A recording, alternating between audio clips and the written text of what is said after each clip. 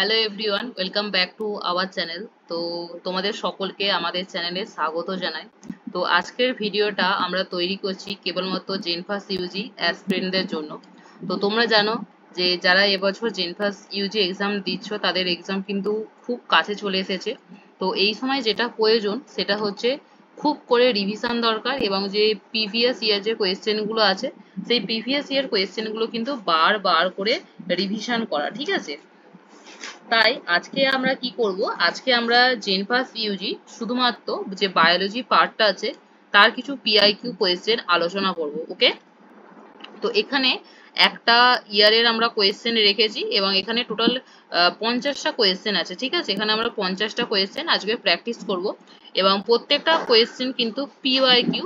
তো প্রত্যেকে খুব মন দিয়ে ক্লাসটা করবে এবং সবার প্রথমে আমি তো উত্তরগুলো অবশ্যই বলে দেব, তার আগে কোয়েশ্চেনগুলো তোমরা পড়ে কিন্তু উত্তর করার চেষ্টা করবে।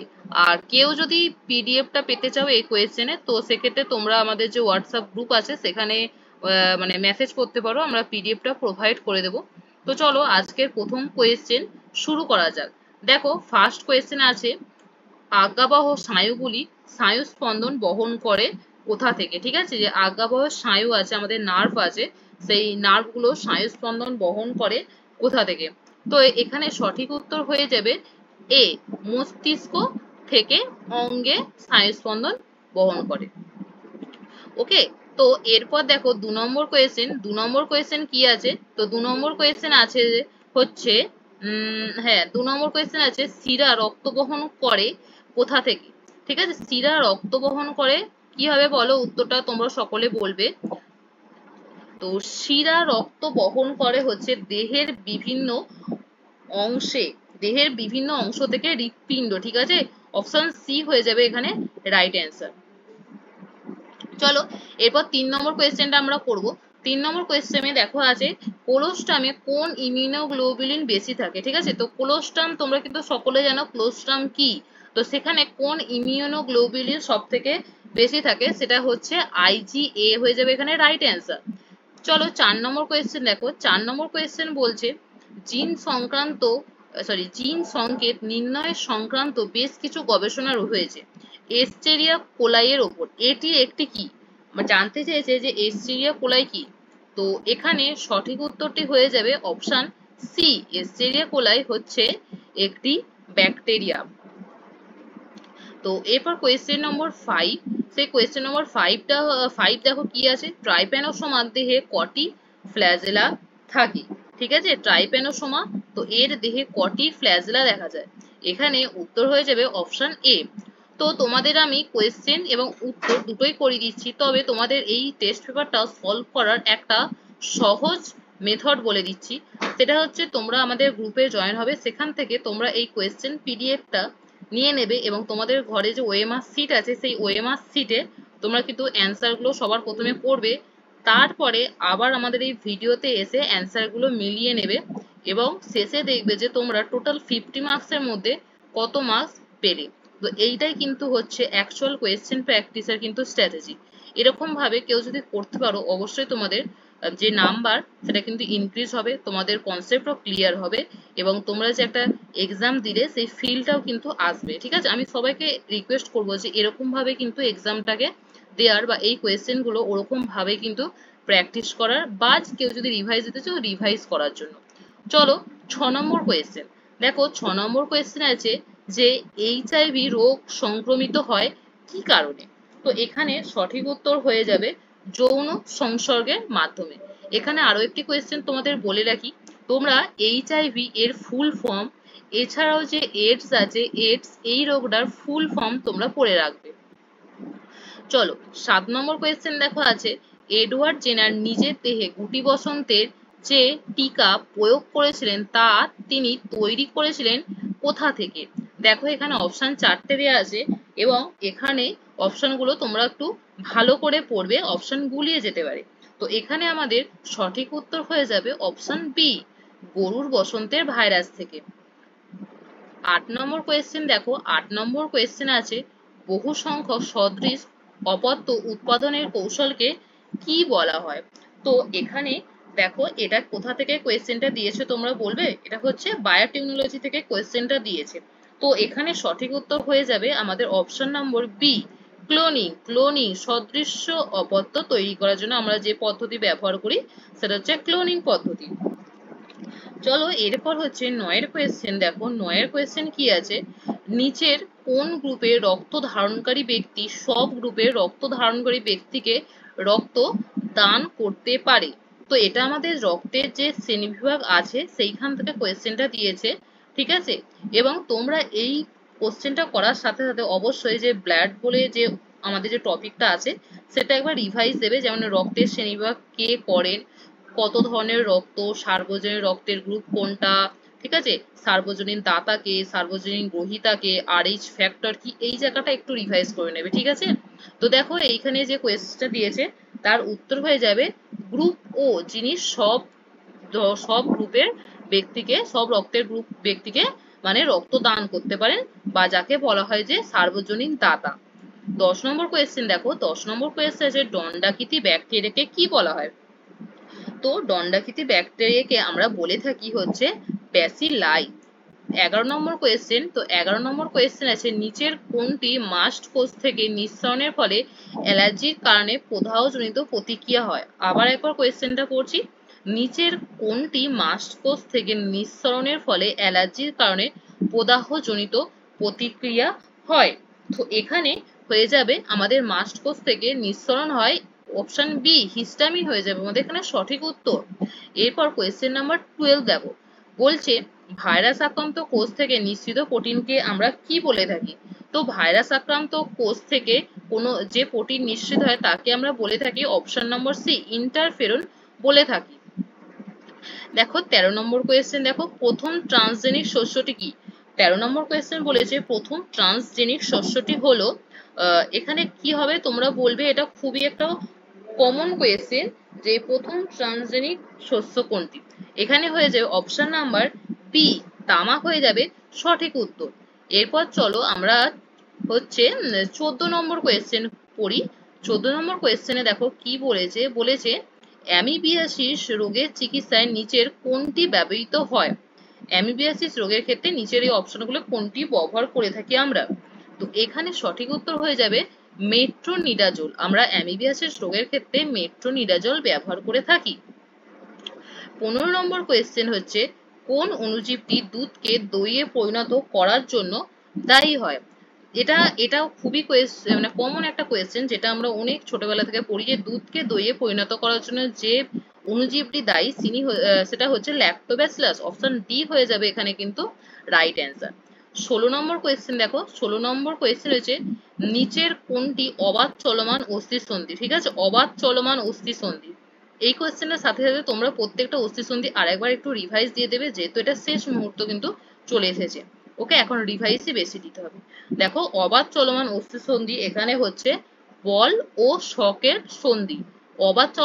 অবাধ চলমান মানে হচ্ছে মানে এরকম আমরা একে কি করতে পারি, অবাধ চলাচল মানে মুভ করতে, যে কোনো দিকে এটা মুভ করতে পারে যে অস্থিসন্ধি, ঠিক আছে, অবাধ চলমান সব জায়গায় যেতে পারে। দেখো 17 নম্বর কোয়েশ্চেন দেখো, 17 নম্বর কোয়েশ্চেন বলছে যে মিথজীবী সম্পর্কে উভয় পক্ষই উপকৃত হয় তা হলো, বলছে একটা সম্পর্ক যেখানে হচ্ছে উভয় পক্ষই উপকৃত হয় তা হলো সহজীবিতা। এখানে অপশন সি হয়ে যাবে আমাদের রাইট অ্যান্সার। 18 নম্বর কোয়েশ্চেন দেখো, 18 নম্বর কোয়েশ্চেনে বলেছে নিচের কোনটিতে মিথেন উৎপাদনকারী ব্যাকটেরিয়া সবচেয়ে বেশি পাওয়া যায়? মিথেন উৎপাদনকারী ব্যাকটেরিয়া সবচেয়ে বেশি পাওয়া যায় সেটা হচ্ছে অপশন বি হয়ে যাবে এখানে রাইট অ্যান্সার, গোয়াল বা খাটাল। 19 নম্বর কোয়েশ্চেন বলেছে অ্যাড্রিনালিন এবং নর অ্যাড্রিনালিন হলো আপদকালীন হরমোন। জরুরি অবস্থায় এরা এই দুটি হরমোন আমাদের কিন্তু ক্ষরিত হয়, তাই এদের আপদকালীন হরমোন বলা হয়ে থাকে। 20 নম্বর কোয়েশ্চেন, খরগোশ, মানুষ, অন্যান্য প্ল্যাসেন্টা বিশিষ্ট স্তন্যপায়ী প্রাণীদের ক্ষেত্রে ডিম্বাণুর নিষেক ঘটে কোথায়? ঠিক আছে, তো এটা তো স্বাভাবিকভাবেই আমরা সবাই জানি যে ডিম্বাণুর নিষেক কোথায় ঘটে, ডিম্ব নালীতে অবশ্যই নিষেক ঘটে। নিষেক মানে হচ্ছে যেটাকে বলা হয় মিলন, ঠিক আছে। 21 নম্বর কোয়েশ্চেন, যে স্তর থেকে জনন কোষ উৎপন্ন হয় যে স্তর থেকে জনন কোষ উৎপন্ন হয় তা হলো, এখানে অপশন হয়ে সি হয়ে যাবে রাইট অ্যান্সার। প্রযোজন বা আবরণী কলা থেকে আমাদের জনন কোষ উৎপন্ন হয়।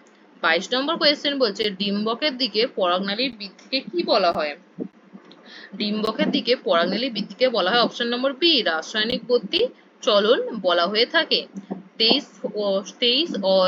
23 নম্বর কোয়েশ্চেন চলো, উদ্ভিদের জলক্ষয় ক্রিয়া গুটেশন যার মাধ্যমে হয়, ঠিক আছে, এই গুটেশন প্রক্রিয়াটা কার মাধ্যমে হয় সেটা কিন্তু আমাদের বলতে হবে। দেখো এখানে অপশন এ হয়ে যাবে রাইট অ্যান্সার, জলরন্ধ্র।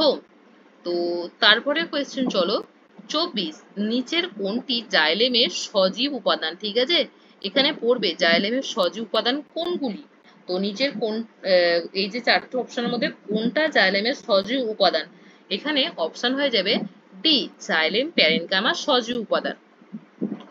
25 নম্বর কোয়েশ্চেন, নিচের কোনটি গ্যাসীয় ফাইটো হরমোন? ঠিক আছে, দেখো অপশন কি কি দেয়া আছে। অপশনের মধ্যে এখানে রাইট অ্যান্সার হয়ে যাবে অপশন সি ইথিলিন হচ্ছে একটি ফাইটো হরমোন। 26 নম্বর কোয়েশ্চেন বলছে IUBMB অনুসারে উৎসেচকগুলিকে কতগুলি শ্রেণীতে ভাগ করা হয়েছে? তো IUBMB অনুসারে উৎসেচকগুলিকে 6টি শ্রেণীতে ভাগ করা হয়েছে। অপশন এ হয়ে যাবে এখানে সঠিক উত্তর। 27 কোয়েশ্চেন চলো, 27 কোয়েশ্চেন বলছে তরল শস্য পাওয়া যায় যাহাতে, তরল শস্য পাওয়া যায় হচ্ছে অপশন সি নারকেলে। ওকে, সি হয়ে যাবে এখানে রাইট অ্যান্সার। এরপর 28 নম্বর চলো, 28 নম্বর বলেছে বীজের অঙ্কুরোদ্গমের জন্য নিচের কোনটির প্রয়োজন পড়ে না?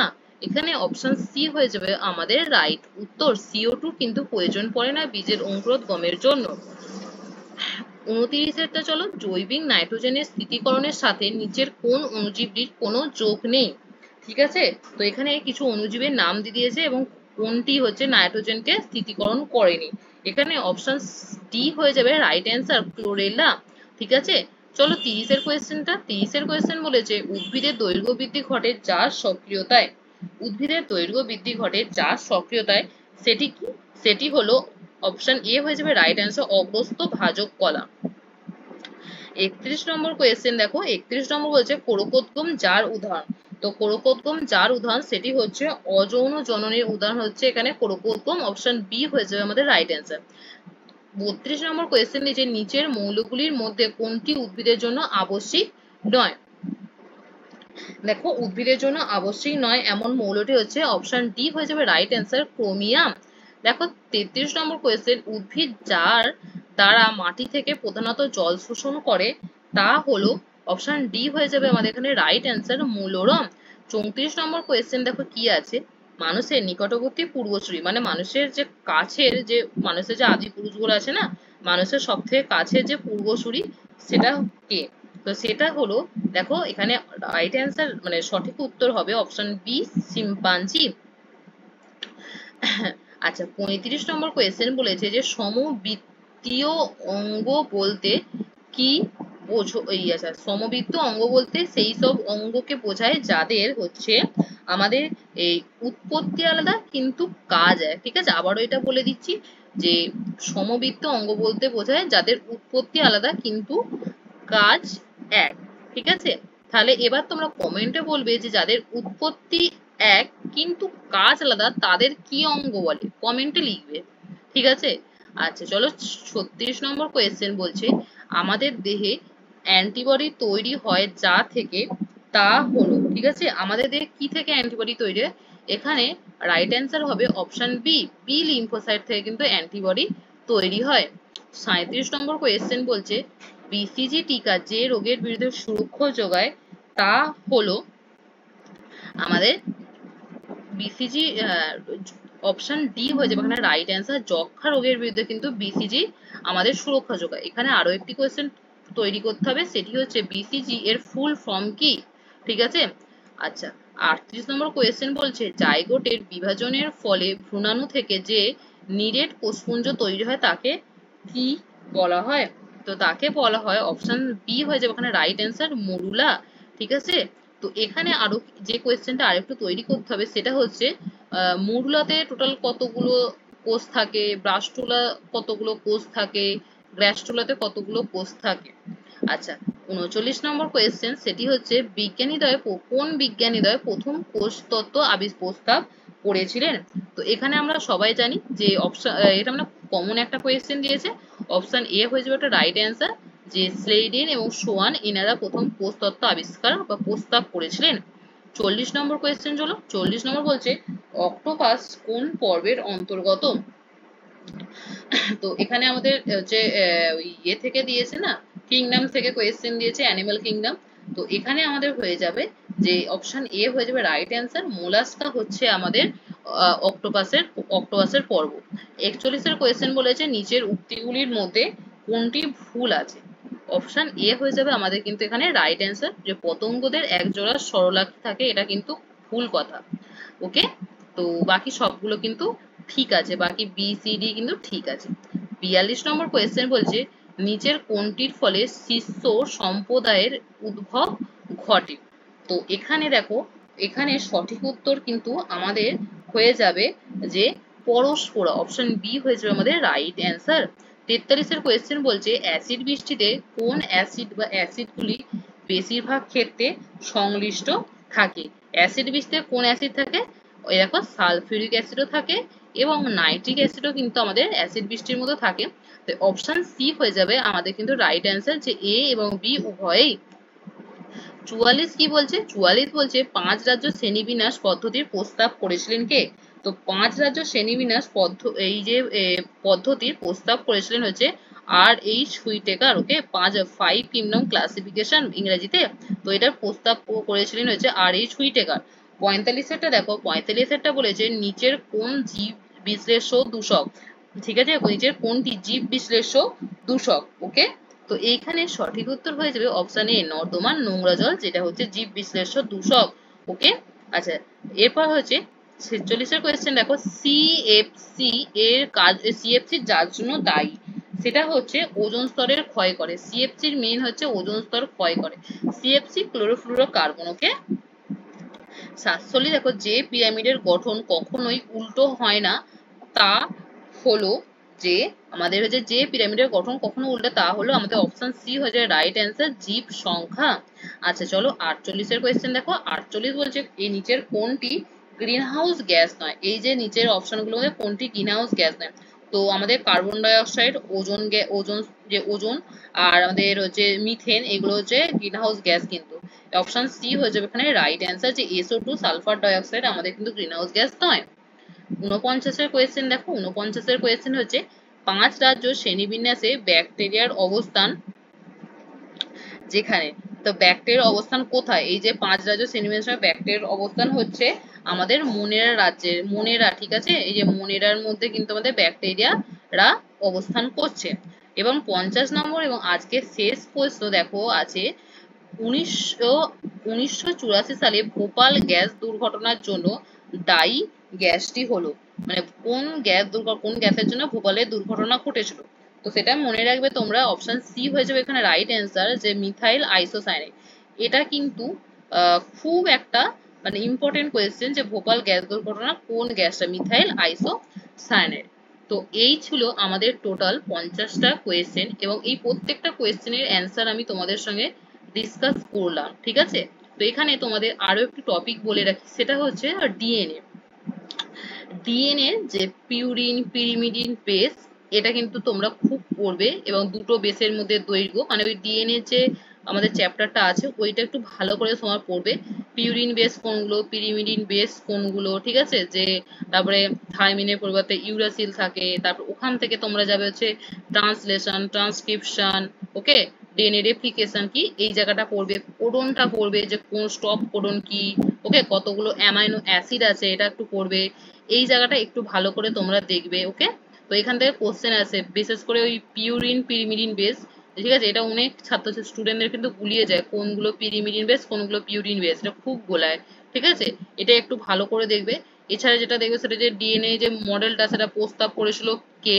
এছাড়াও আর একটা যেটা সেটা যে নিউক্লিয় লাশটা দেখতে পারো, ঠিক আছে, নিউক্লিয় লাশ। ওকে, আর ক্রোমোজোমটা একটু দেখতে পারো, ক্রোমোজোমের বেশ, আচ্ছা ঠিক, ক্রোমোজোমটা তোমরা একটু দেখতে পারো। এছাড়াও আমি চেষ্টা করছি এই যে অল্প কিছুদিন আছে এর মধ্যে তোমাদের বায়োলজিটা যেন খুব ভালো করে প্রিপেয়ার করে দিতে পারি আমি। ওকে, তো আজকের ভিডিওটা এই পর্যন্ত। আশা করব তোমাদের ভিডিওটা খুব ভালো লেগেছে। যদি অবশ্যই ভালো লাগে, অবশ্যই তোমার মতামত আমাদের কমেন্ট সেকশনে জানিও। তো আজকের জন্য এতটাই, আসবো নতুন কোনো ভিডিও নিয়ে। বাই।